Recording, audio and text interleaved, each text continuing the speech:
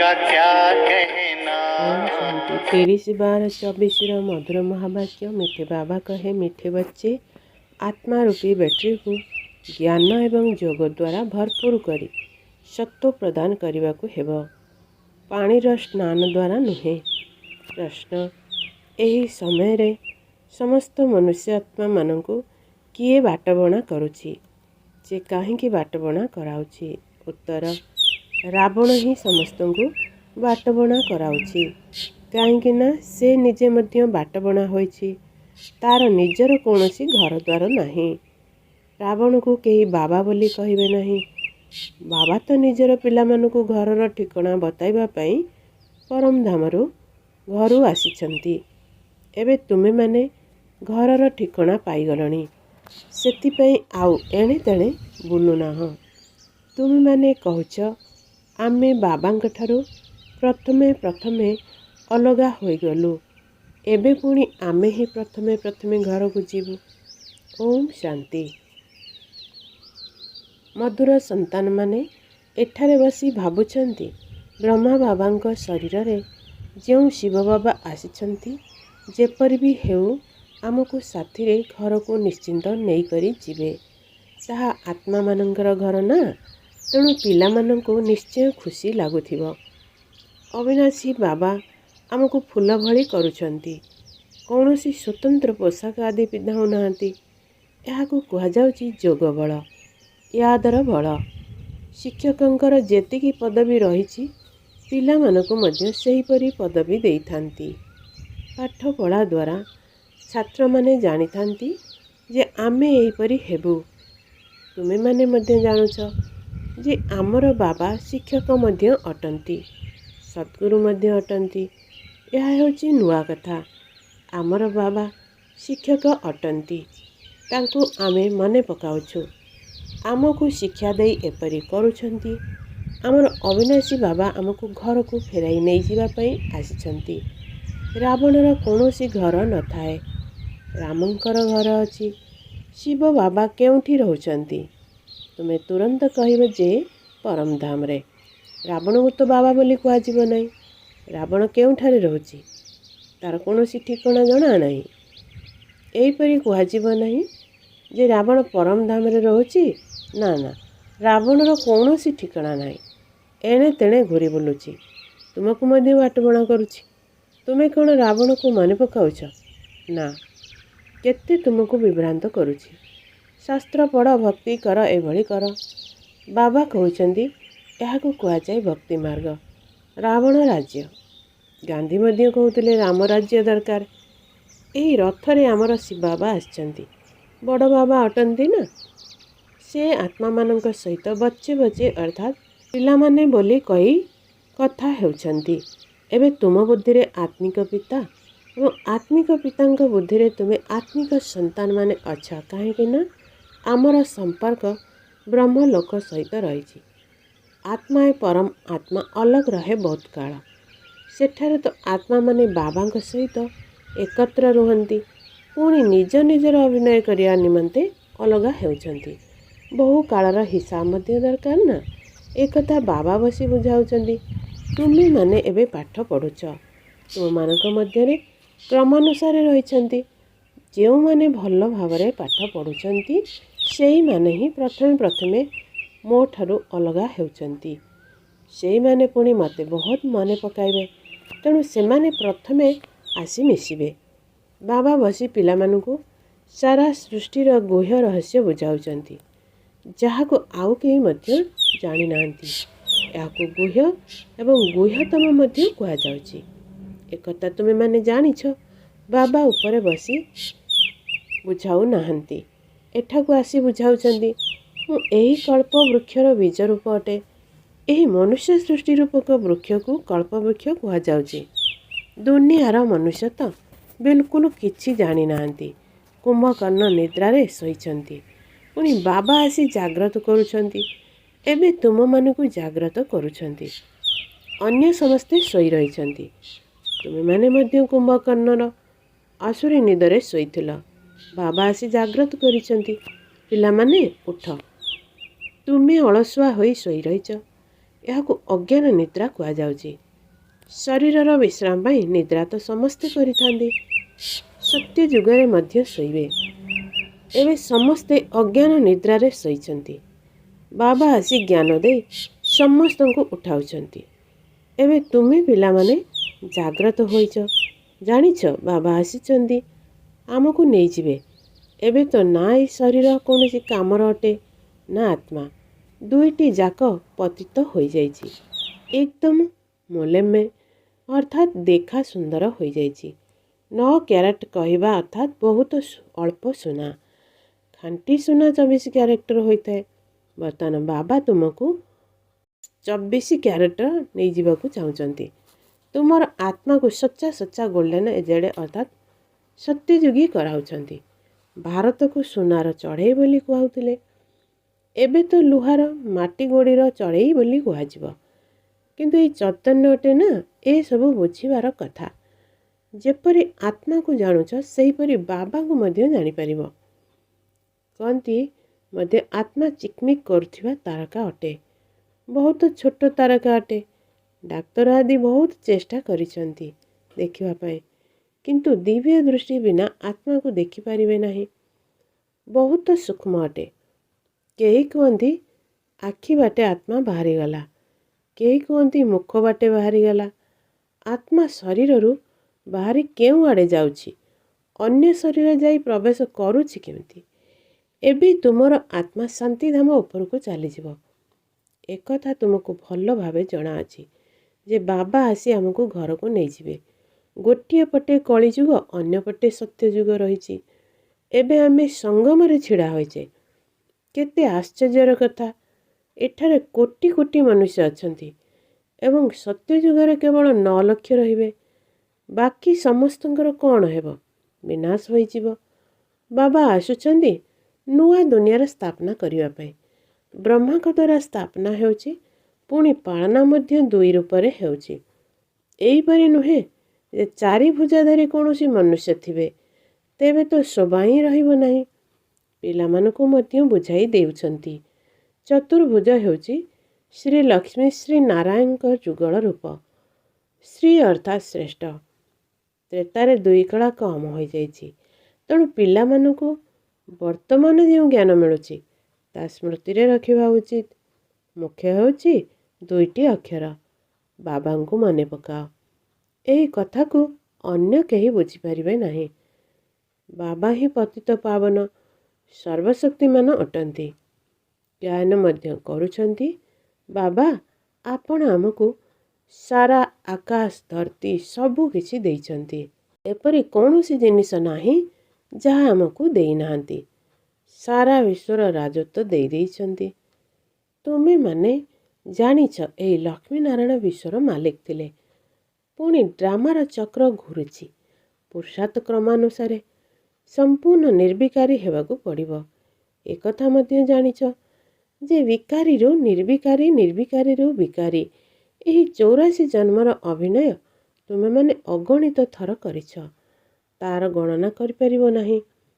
ଜନସଂଖ୍ୟା ଯଦିଓ ଗଣନା କରି ଦେଉଛନ୍ତି, ବାକି ତୁମେମାନେ କେତେ ଥର ତମ ପ୍ରଧାନରୁ ସତ୍ତ୍ୱ ପ୍ରଧାନ, ସତ୍ତ୍ୱ ପ୍ରଧାନରୁ ତମ ହେଉଛ, ଏହା ହିସାବ ବାହାର କରିପାରିବ ନାହିଁ। ବାବା କହୁଛନ୍ତି ଏଇ 5000 ଚକ୍ରର ବର୍ଷର ଚକ୍ର, ଏହା ହିଁ ଠିକ୍ ଅଟେ। ଲକ୍ଷ ଲକ୍ଷ ବର୍ଷର କଥା ତ ମନେ ମଧ୍ୟ ରହିବ ନାହିଁ। ଏବେ ତୁମମାନଙ୍କ ଭିତରେ ଗୁଣର ଧାରଣା ହେଉଛି। ତୁମମାନଙ୍କୁ ଜ୍ଞାନର ତୃତୀୟ ନେତ୍ର ମିଳିଯାଉଛି। ଏହି ଆଖି ଦ୍ୱାରା ତୁମେମାନେ ପୁରୁଣା ଦୁନିଆକୁ ଦେଖୁଛ। ତୁମକୁ ଯେଉଁ ତୃତୀୟ ନେତ୍ର ମିଳିଛି ସେଥିରେ ନୂଆ ଦୁନିଆକୁ ଦେଖିବାକୁ ହେବ। ଏହି ଦୁନିଆ ତ କୌଣସି କାମର ନୁହେଁ, ପୁରୁଣା ଦୁନିଆ ଅଟେ। ନୂଆ ଏବଂ ପୁରୁଣା ଦୁନିଆ ମଧ୍ୟରେ ଦେଖ କେତେ ଫରକ ରହିଛି। ତୁମେମାନେ ଜାଣିଛ ଆମେ ହିଁ ନୂଆ ଦୁନିଆର ମାଲିକ ଥିଲୁ। ପୁଣି 84 ଜନ୍ମ ନେଇ ନେଇ ଏପରି ହୋଇଛୁ। ଏକଥା ଭଲ ଭାବରେ ମନେ ରଖି ପୁଣି ଅନ୍ୟକୁ ମଧ୍ୟ ବୁଝାଇବାକୁ ହେବ। କିପରି ଆମେ ଏହିପରି ହେଉଛୁ? ବ୍ରହ୍ମାରୁ ବିଷ୍ଣୁ, ବିଷ୍ଣୁରୁ ବ୍ରହ୍ମା। ବ୍ରହ୍ମା ଏବଂ ବିଷ୍ଣୁଙ୍କ ମଧ୍ୟରେ ଫରକ ଦେଖୁଛ ନା? ବିଷ୍ଣୁ କିପରି ସୁସଜ୍ଜିତ ହୋଇ ବସିଛନ୍ତି ଏବଂ ଏହି ବ୍ରହ୍ମା କିପରି ସାଧାରଣ ଭାବରେ ବସିଛନ୍ତି। ତୁମେମାନେ ଜାଣିଛ ଏହି ବ୍ରହ୍ମା ହିଁ ବିଷ୍ଣୁ ହେବାକୁ ଯାଉଛନ୍ତି। ଏକଥା କାହାକୁ ବୁଝାଇବା ମଧ୍ୟ ବହୁତ ସହଜ ଅଟେ। ବ୍ରହ୍ମା ବିଷ୍ଣୁ ଶଙ୍କରଙ୍କର ପରସ୍ପର ମଧ୍ୟରେ କ'ଣ ସମ୍ପର୍କ ଅଛି? ତୁମେମାନେ ଜାଣିଛ ବିଷ୍ଣୁଙ୍କର ଦୁଇ ରୂପ ଲକ୍ଷ୍ମୀନାରାୟଣ ଅଟନ୍ତି। ଏହି ବିଷ୍ଣୁ ଦେବତା ପୁଣି ମନୁଷ୍ୟ ବ୍ରହ୍ମା ହେଉଛନ୍ତି। ବିଷ୍ଣୁ ସତ୍ୟଯୁଗର ଅଟନ୍ତି, ବ୍ରହ୍ମା ଏଠିକାର ଅଟନ୍ତି। ବାବା ବୁଝାଇଛନ୍ତି ବ୍ରହ୍ମାରୁ ବିଷ୍ଣୁ ହେବା ପାଇଁ ଗୋଟିଏ ସେକେଣ୍ଡ ଲାଗୁଛି, ପୁଣି ବିଷ୍ଣୁରୁ ବ୍ରହ୍ମା ହେବା ପାଇଁ 5000 ବର୍ଷ ଲାଗୁଛି। ତତ୍ତ୍ୱତମ୍ କେବଳ ଜଣେ ବ୍ରହ୍ମା ତ ଏଭଳି ହେଉନାହାନ୍ତି। ଏସବୁ କଥା ବାବାଙ୍କ ବିନା ଆଉ କେହି ବୁଝାଇ ପାରିବେ ନାହିଁ। ଏଠାରେ କୌଣସି ମନୁଷ୍ୟ ଗୁରୁ କଥା ନାହିଁ। ଏହାଙ୍କର ଗୁରୁ ହେଉଛନ୍ତି ଶିବ ବାବା। ତୁମେ ବ୍ରାହ୍ମଣମାନଙ୍କର ମଧ୍ୟ ଗୁରୁ ଶିବ ବାବା ଅଟନ୍ତି। ତାଙ୍କୁ ସଦ୍ଗୁରୁ କୁହାଯାଉଛି। ତେଣୁ ପିଲାମାନଙ୍କୁ ଶିବ ବାବାଙ୍କୁ ହିଁ ସ୍ମରଣ କରିବାକୁ ପଡ଼ିବ। କାହାକୁ ମଧ୍ୟ ଏକଥା ବୁଝାଇବା ବହୁତ ସହଜ। ଶିବ ବାବାଙ୍କୁ ମନେ ପକାଅ। ଶିବ ବାବା ନୂଆ ଦୁନିଆ ସ୍ୱର୍ଗ ରଚନା କରୁଛନ୍ତି। ଶିବ ବାବା ହିଁ ସର୍ବୋଚ୍ଚ ଭଗବାନ ଅଟନ୍ତି। ସେ ଆମ ଆତ୍ମାମାନଙ୍କର ପିତା ଅଟନ୍ତି। ତେଣୁ ଭଗବାନ ସନ୍ତାନମାନଙ୍କୁ କହୁଛନ୍ତି ମୋତେ ମନେ ପକାଅ। ତାଙ୍କୁ ମନେ ପକାଇବା କେତେ ସହଜ ନା? ପିଲା ଜନ୍ମ ହେଲେ ତୁରନ୍ତ ମା ଡାକ ତାର ମୁଖରୁ ସ୍ୱତଃ ବାହାରିଥାଏ। ମାତା ପିତାଙ୍କ ବ୍ୟତୀତ ଅନ୍ୟ କାହାକୁ ଯାଇ ନଥାଏ। ଯଦି ମା ମରିଗଲା ତେବେ ସେ ଅଲଗା କଥା। ପ୍ରଥମେ ହେଲେ ମା ଏବଂ ପଛରେ ବାପା, ପୁଣି ଅନ୍ୟତ୍ର ମିତ୍ର ସମ୍ବନ୍ଧୀ ରହିଥାନ୍ତି।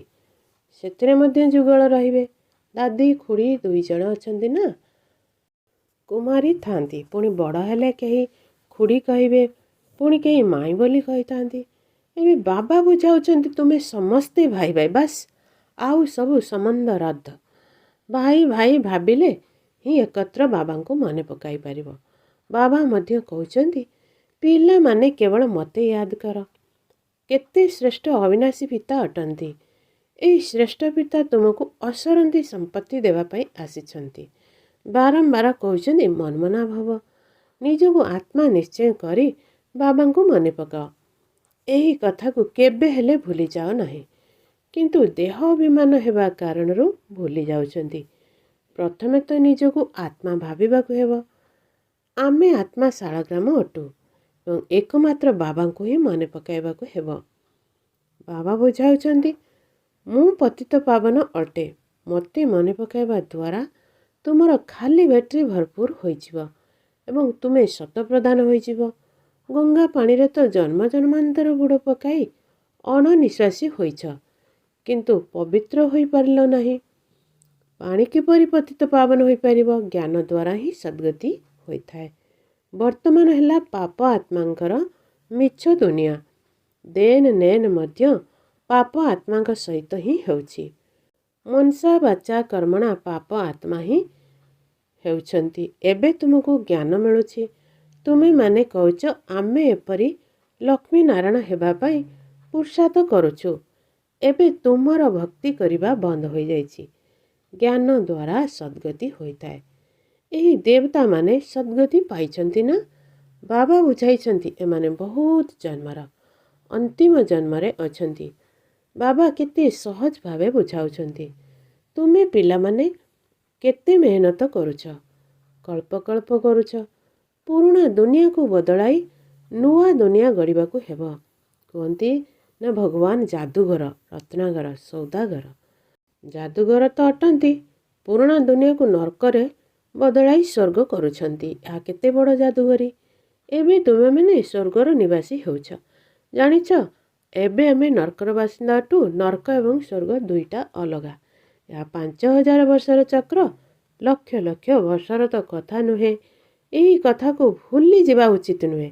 ଭଗବାନ ବାଚ ନିଶ୍ଚୟ କେହି ଅଛନ୍ତି ଯିଏକି ପୁନର୍ଜନ୍ମ ରହିତ ଅଟନ୍ତି।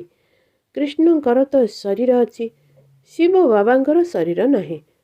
କିନ୍ତୁ ଜ୍ଞାନ ଶୁଣାଇବା ପାଇଁ ତାଙ୍କର ମୁଖ ତ ନିଶ୍ଚିନ୍ତ ଦରକାର। ତୁମମାନଙ୍କୁ ଆସି ପାଠ ପଢ଼ାଉଛନ୍ତି ନା? ଡ୍ରାମା ଅନୁସାରେ ସମସ୍ତ ଜ୍ଞାନ ତାଙ୍କ ପାଖରେ ଅଛି। ସେ ସାରା କଳ୍ପରେ ଥରେ ମାତ୍ର ଆସୁଛନ୍ତି ଦୁଃଖ ଧାମକୁ ସୁଖ ଧାମ କରିବା ପାଇଁ। ସୁଖ ଶାନ୍ତିର ବର୍ଷା ନିଶ୍ଚିନ୍ତ ବାବାଙ୍କ ଠାରୁ ହିଁ ମିଳିଥାଏ। ସେଇଥିପାଇଁ ତ ମନୁଷ୍ୟ ପୁନଃ ସୁଖ ଶାନ୍ତିର କାମନା କରୁଛନ୍ତି ନା, ବାବାଙ୍କୁ ମନେ ପକାଉଛନ୍ତି। ଦେଖ କେତେ ସହଜ ରୀତିରେ ବାବା ଜ୍ଞାନ ଦେଉଛନ୍ତି। ଏଠାରେ ଥାଇ ମଧ୍ୟ ବାବାଙ୍କୁ ମନେ ପକାଅ। ବାଜୁଲି ଅର୍ଥାତ୍ ଚକ୍ରକୁ ମନେ ପକାଅ, ତେବେ ଏହା ମଧ୍ୟ ମନମନା ଭାବ ହୋଇଯିବ। ବାବା ହିଁ ଏହି ସମସ୍ତ ଜ୍ଞାନ ଦେଉଛନ୍ତି। ତୁମେମାନେ କହୁଛ ଆମେ ଅବିନାଶୀ ବାବାଙ୍କ ପାଖକୁ ଯାଉଛୁ। ବାବା ଆମକୁ ଶାନ୍ତିଧାମ ସୁଖଧାମକୁ ନେଇଯିବାର ରାସ୍ତା ବତାଉଛନ୍ତି। ଏଠାରେ ଥାଇ ଘରକୁ ମନେ ପକାଇବାକୁ ହେବ। ନିଜକୁ ଆତ୍ମା ଭାବି ବାବାଙ୍କୁ ଘରକୁ ଏବଂ ନୂଆ ଦୁନିଆକୁ ମନେ ପକାଇବାକୁ ହେବ। ଏହି ପୁରୁଣା ଦୁନିଆ ତ ନିଶ୍ଚିନ୍ତ ହେବ ବିନାଶ। ଆଗକୁ ଗଲେ ତୁମେମାନେ ବୈକୁଣ୍ଠକୁ ମଧ୍ୟ ମନେ ପକାଇବ। ସାକ୍ଷାତକାର ଦ୍ୱାରା ବାରମ୍ବାର ବୈକୁଣ୍ଠକୁ ଦେଖିବ। ଆରମ୍ଭରେ କନ୍ୟାମାନେ ବାରମ୍ବାର ସାକ୍ଷାତକାର ଦ୍ୱାରା ଏକତ୍ର ବସି ବୈକୁଣ୍ଠର ଦୃଶ୍ୟ ଦେଖୁଥିଲେ। ଏହା ଦେଖି ବଡ଼ ବଡ଼ ଘର ଲୋକମାନେ ନିଜର ପିଲାମାନଙ୍କୁ ପଢ଼ାଇ ଦେଉଥିଲେ। ନାମ ହିଁ ରଖାଯାଇଥିଲା ଓମ୍ ନିବାସ। କେତେ ଢେର ସନ୍ତାନ ଆସିଲେ, ଏଥିପାଇଁ ପୁଣି ହଙ୍ଗାମା ହେଲା। ପିଲାମାନଙ୍କୁ ପାଠ ପଢ଼ାଉଥିଲେ, ସ୍ୱତଃ ଧ୍ୟାନମଗ୍ନ ହୋଇଯାଉଥିଲେ। ଏବେ ଏହି ଧ୍ୟାନ ସାକ୍ଷାତକାର ପାଠ ବନ୍ଦ କରିଦିଆଯାଇଛି। ଏଠାରେ ମଧ୍ୟ କର ସ୍ଥାନ ଶ୍ମଶାନ ଭଳି ବାତାବରଣ ତିଆରି କରିଦେଉଥିଲେ। ସମସ୍ତଙ୍କୁ ଶୁଆଇ ଦେଉ କହୁଥିଲେ, ଏବେ ଶିବ ବାବାଙ୍କୁ ମନେ ପକାଅ। ଧ୍ୟାନରେ ଚାଲି ଯାଉଥିଲେ। ତୁମେ ପିଲାମାନେ ମଧ୍ୟ ଯାଦୁଗର ଅଟ। ତୁମେ ଯାହାକୁ ମଧ୍ୟ ଦେଖିବ ସେ ତୁରନ୍ତ ଧ୍ୟାନରେ ଚାଲିଯିବ। ଏହି ଯାଦୁ କେତେ ଶ୍ରେଷ୍ଠ ଅଟେ। ନବଦା ଭକ୍ତିରେ ତ ଯେତେବେଳେ ଏକଦମ ପ୍ରାଣ ଦେବାକୁ ପ୍ରସ୍ତୁତ ହୋଇଯାନ୍ତି, ଯେତେବେଳେ ତାଙ୍କୁ ସାକ୍ଷାତକାର ହୋଇଥାଏ। ଏଠାରେ ତ ବାବା ନିଜେ ଆସିଛନ୍ତି ତୁମମାନଙ୍କୁ ପାଠ ପଢ଼ାଇ ଉଚ୍ଚ ପଦ ପ୍ରାପ୍ତ କରାଇବା ପାଇଁ।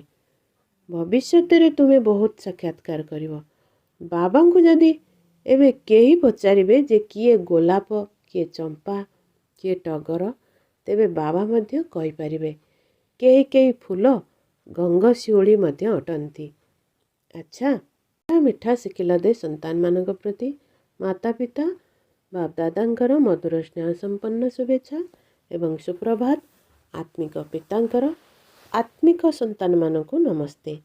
ଧାରଣା ପାଇଁ ମୁଖ୍ୟ ସାର, ଦେହର ସବୁ ସମ୍ବନ୍ଧକୁ କ୍ୟାନ୍ସେଲ ଅର୍ଥାତ୍ ରଦ୍ଦ କରି ଆତ୍ମା ଭାଇ ଭାଇ ଅଟୁ, ଏହି ନିଶ୍ଚୟ କରିବାକୁ ହେବ ଏବଂ ବାବାଙ୍କୁ ମନେ ପକାଇ ପୁରା ବର୍ଷାର ଅଧିକାରୀ ହେବାକୁ ପଡ଼ିବ। 2. ଏବେ ଆଉ ପାପ ଆତ୍ମାଙ୍କ ସହିତ କୌଣସି ଲେନଦେନ କରିବାର ନାହିଁ।